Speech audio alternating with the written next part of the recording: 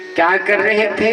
बोले बैठ करके जो प्रसाद लेकर के गए थे उसे पा रहे थे। और ब्रह्मा जी को यह सब देख करके मन में आश्चर्य हुआ कि भगवान नहीं हो सकते हैं। स्वामी जी कहते हैं जितने ग्वाल बाल जितने बछड़े थे भगवान संध्या कालीन के समय वैसे ग्वाल उतने ही बाल बन गए, उतने बछड़े बन गए। और आप उस जमुना जी के पुलिन पर से होकर के और अपने ब्रज के तरफ प्रस्थान किया। ब्रह्मा जी जब वापस आए अपने ब्रह्मलोक से तो ब्रज में देखा कि सर्वेश्वर स्वरूप भगवान श्री कृष्ण के साथ उतने ग्वाल बाल और उतने बछड़े भी साथ में हैं। ब्रह्मा जी के मन में जिज्ञासा होने लगी कि क्या मैं ये स्वप्न देख रहा हूँ, ये ग्वाल बाल क्या असली है या नकली है। जब जा करके देखा तो वहाँ भी है। ब्रह्मा जी भ्रमित तो होने लगे। स्वामी सुखदेव जी महाराज कहते हैं परीक्षित भगवान उतने ग्वाल बाल बन गए और इधर जब देखा बड़े भैया बलराम जी ने कि हमारे प्रभु जी से गौ माता कितनी प्रेम करती है और कितने बछड़े प्रेम करते हैं अपने गौ माता से। मैया अपनों बछड़ों से इतना प्रेम क्यों करती है और ग्वाल बाल से इनके माता पिता कितने प्रेम करते हैं। तो बलराम भैया ने जब देखा तो देखा कि सब कृष्णमय है, क्योंकि भगवान बलराम जी समझ गए कि सब भगवान मेरे कृष्ण कन्हैया ही बने हुए हैं। सब मैया चाहते थे कि कृष्ण हमारे बालक बन जाए, हमारे घर में रहे। गौ माता भी चाहते थे कि कृष्ण हमारे दूध पान करे। इसलिए भगवान ने उतने ग्वाल बाल उतने बछड़े बन गए। चतुर्भुजम शंख चक्र गदा, भगवान शंख चक्र गदा जो पद्म धारण करते हैं वह कृष्णिम कुंडिलो हरिणो वनमालिनः, जो भगवान वनों की माला धारण करते हैं अपने गले में। ऐसे परम करुणा बंधु दीन बंधु सबके आत्मा को संतुष्ट करते हैं। मैया सब प्रेम करती थी, गौ मैया भी अपने बछड़ों से उतना प्रेम करती थी। यह सब देख करके बड़े भैया बलराम जी के मन में जिज्ञासा हुई थी तो देखा कि सब कृष्णमय ही हैं। शास्त्रों में हमारे संत भगवान सब वर्णन करते हैं कि पूरे विश्व में भगवान को छोड़ करके और कोई नहीं है। ईश्वरः सर्वभूतानां, ईश्वरः सर्वभूतानां, सारे जीवों में यहाँ जितने भी माताएं बहनें भाई बंधु श्रोता चाहे बालक वृद्ध जितने लोग बैठे हैं सबके अंदर मेरे प्रभु जी का ही वास है। हम सब उन्हीं प्रभु के ही पुत्र हैं। ऐसा नहीं कि हम उन प्रभु के पुत्र नहीं, हम सब उनके पुत्र हैं। जो नाम लेता है वो भी उनका पुत्र है, जो उनका पूजा करता है वो भी उनका पुत्र है और जो उनका नाम नहीं लेता है वो भी उनका पुत्र है। नाम तो लेता है, एक पुत्र कहता है मेरे प्रभु जी हैं और दूसरा कहता है कि हम उनको भगवान नहीं मानते हैं। नाम तो जपेगा, चाहे वो द्वेष में जपे या प्रेम से जपे, भाव कुभाव अनख आलसो, नाम जपत मंगल दिश दशो। भाव से कोई जप करता है, कोई कुभाव में जप करता है, कोई कष्ट में जप करता है और कोई प्रेम से उनका नाम उच्चारण करता है। हरे कृष्णा कृष्ण कृष्णा हरे हरे, हरे राम राम राम राम हरे हरे। हरे कृष्णा। ब्रह्मा जी कब आए वापस लौट करके, जब वो देखा कि ये ग्वाल बाल है, तो ब्रह्मा जी फिर ब्रज में लौट करके आए और लौट करके आकर के भगवान के चरणों में गिर गए और भगवान की बहुत सुंदर स्तुति करने लगे। कहते हैं नौमिटे ते प्रभु से तड़िम्बराय गुंजावतन सपरिपीक्षल संत मुखाय वन वस्त्र जे कवल नेत्र विशाल वेणु लक्ष्मी श्री मृदुपदे पशुपांगजाय। युवा प्रभु उन चरणों से सेवा कर रहे हैं, ब्रज में चल रहे हैं, जिन चरणों की सेवा के लिए सदैव माता लक्ष्मी जी ललायित रहती है, जिनके सिर पर मोर मुकुट है, जिनके शरीर पर पीताम्बर फहरा रहा है, जिनके गले में बनों की माला शोभा पा रही है। गुंजावतन सपरिपीक्षल संत मुखाय। उन भगवान का शरीर कैसा है? बोले वर्षा कालीन जैसे मेघ हो जाते हैं ना, जब बारिश होती है तो मेघ कैसे एकदम घना घना हो जाते हैं और जल से जब भरे रहते हैं तो उनकी कितनी श्यामल छटा होती है। मेरे प्रभु की श्यामल छटा है और उन प्रभु की श्यामल छटा को देख करके और पीताम्बर जिस प्रकार से बिजली चमकती है बादलों में, वैसे भगवान के शरीर पर घुंघराले अलके हैं और पीताम्बर चमचमाता है, जैसे लग रहा है कि बिजली चमक रही है। और उनके माथे पर क्या है? बोले मोर मुकुट है। भगवान मोर मुकुट धारण क्यों करते हैं? पक्षी के पंख धारण करने का क्या जरूरत? हमारे संत भगवान आचार्य कहते हैं भगवान के त्यागी पुरुष हमें सबसे अधिक प्रिय है। मोर में त्याग क्या है? बोले अपने पत्नी का कभी वो संग नहीं करता है। तो आप कहेंगे कि तो संतान कैसे प्राप्त होते हैं, पुत्र या पुत्री का जन्म कैसे होता है? जब काली घटा छाती है ना, और जब उस समय मंद मंद सुगंध हवाएं चलती है और बादल जब फुहारे करते हैं, बारिश मंद मंद जब बारिश होती है, तो मोर बेचारा मग्न होकर के नृत्य करता है, नाचने लगता है। और जब नाचता है तो मोरनी उसी की जो पत्नी होती है वह बगल में खड़ी रहती है। और जब प्रेम में विह्वल को करके वो नाचने लगता है तो उसकी मणि जो धरती पर आ जाती है, उस मणि को क्या करते हैं?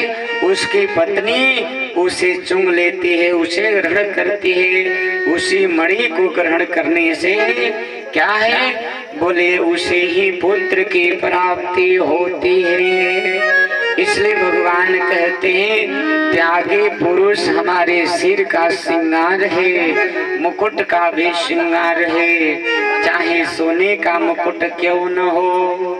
अस्यापि देव वपुषे मदनुग्रहस्य। भगवान कहते हैं कि ऐसे त्यागी पुरुषों का प्रभु जी स्वतः अपने सिर पर धारण करते हैं, जो त्याग में अपने जीवन को सर्वस्व कर देते हैं। सच्चिदानंद विग्रह है भगवान का, साक्षात सच्चिदानंद विग्रहम सर्व कारणम कारणम। सारे कारणों का कारण कौन है? बोले भगवान ब्रह्मा जी आकर के स्तुति करते हैं। प्रभु जी कैसे हैं? बोले बनों की माला धारण करते हैं, सुंदर पीताम्बर है, चतुर्भुज में रहते हैं और मदन अनुग्रहास्य। बोले मदन अनुग्रहाय का तात्पर्य बोले कामदेव को भी वो लज्जित करने वाले हैं। जो कामदेव है ना, उसे भी मोहित करने वाले मेरे प्रभु जी हैं। श्रियम स्तुतिं भक्ति मुदस्यते विभो। स्वामी सुखदेव जी महाराज कहते हैं कि हे परीक्षित, भगवान इतने सुंदर है कि अगर कोई उनको एक बार देख ले तो फिर उनका हो जाता है। कामदेव क्या है? कामदेव तो कुछ भी नहीं है। इसलिए ब्रह्मा जी ने बड़ी सुंदर स्तुति की भगवान की, फिर भी भगवान ने एक बार नहीं बोले। क्यों?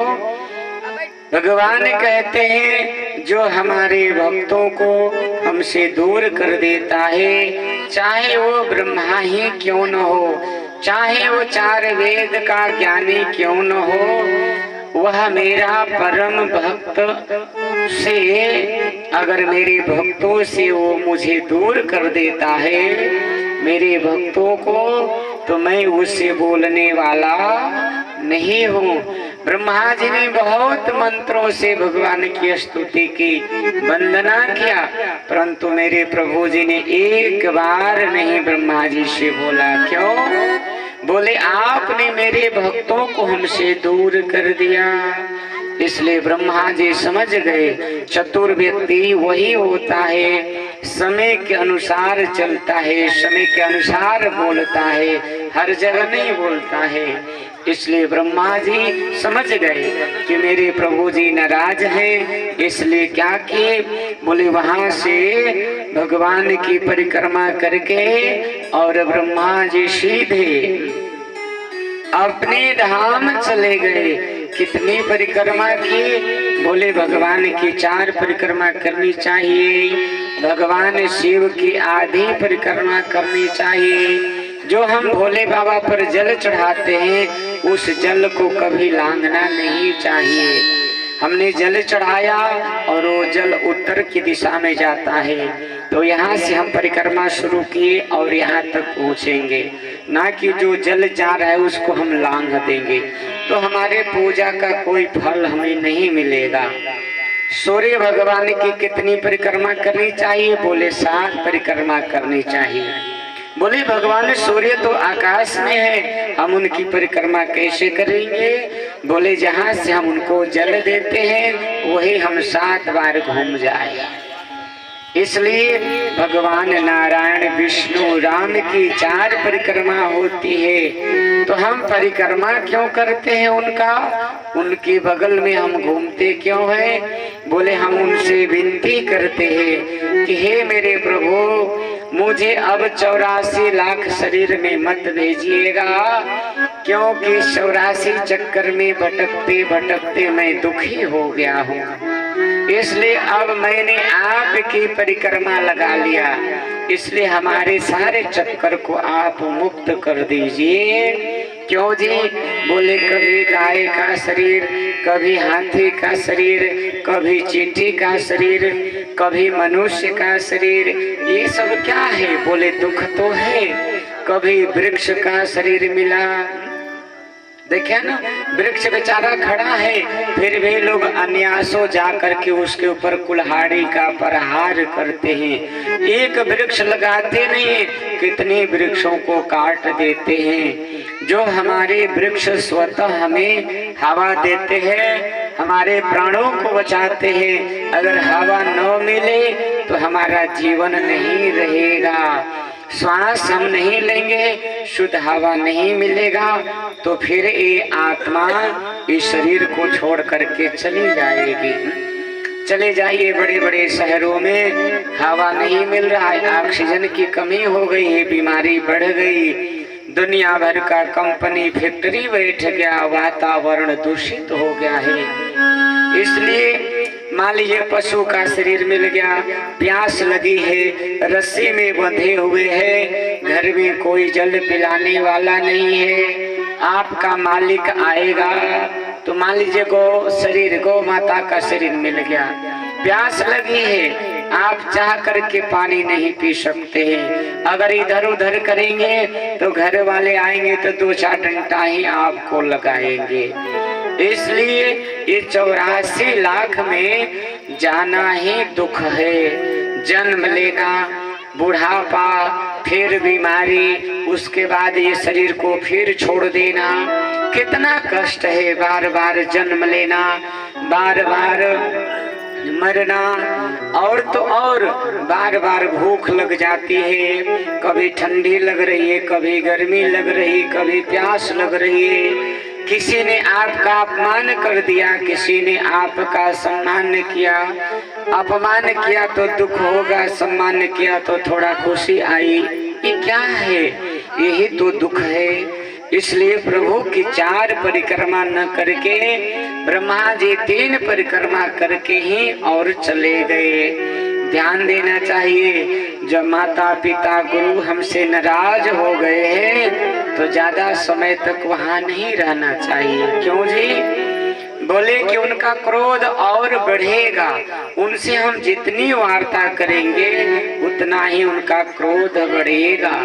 इसलिए हमारे संत भगवान कहते हैं, ज्यादा बोलना न ज्यादा चुप, और ज्यादा वृष्टि न ज्यादा धूप। अगर अधिक बारिश होगी तो भी ठीक नहीं, अधिक धूप होगा तो भी ठीक नहीं, ज्यादा बोलेंगे हम किसी से तो भी ठीक नहीं, और नहीं बोलेंगे तो भी ठीक नहीं। जहाँ जरूरत लगे वहाँ बोलना चाहिए, और नहीं तो अपने मन से केवल हम बड़े बनेंगे तो भैया अपने मन से कोई बड़ा बना है न हुआ है न होगा। अपने मन से बड़ाई नहीं करनी चाहिए। आपकी प्रशंसा 4 लोग करें, आपके गुण का प्रशंसा दूसरे लोग करें, तब समझ में आएगा। स्वामी श्री सुखदेव जी महाराज कहते हैं, परीक्षित ब्रह्मा जी ने एक ही उद्देश्य देकर दिखा करके चले गए। कथा बंद कर दिया जाए। राधे राधे। स्वामी सुखदेव जी महाराज कहते हैं, ब्रह्मा जी ने क्या किए? भगवान की स्तुति करके और कहा, इस वाणी का सार्थक इसी में है कि जितना हो सके, हमारे रामायण में भी वर्णन है, भागवत जी में भी वर्णन है, निगम कल्पतरु रेगलितम फलम शुकम खाद्रव्य संयुक्तम पिबत भागवतम रसमालयम मुहुरो रसिक भुवि भावुका। कितने समय तक पीना चाहिए? कितने समय तक नाम जप करना चाहिए? बोले आलयम, जब तक जीवन है तब तक जप करते रहिए। बोले कब तक जप करें? बोले जितना समय मिल जाए, जितना समय मिले उतना समय निकाल करके और प्रभु जी के नाम का कीर्तन सत्संग में जाना चाहिए। जैसे हम सब काम करते हैं, संसार के काम करने के लिए हम समय निकालते हैं, वैसे अपने प्रभु जी के लिए भी समय निकालना चाहिए। किसी ने पूछा क्यों? बोले इसलिए कि जिन्होंने हमें मनुष्य का शरीर प्रदान किया, कितने परम दयालु हैं। सबसे बुद्धिमान कौन है?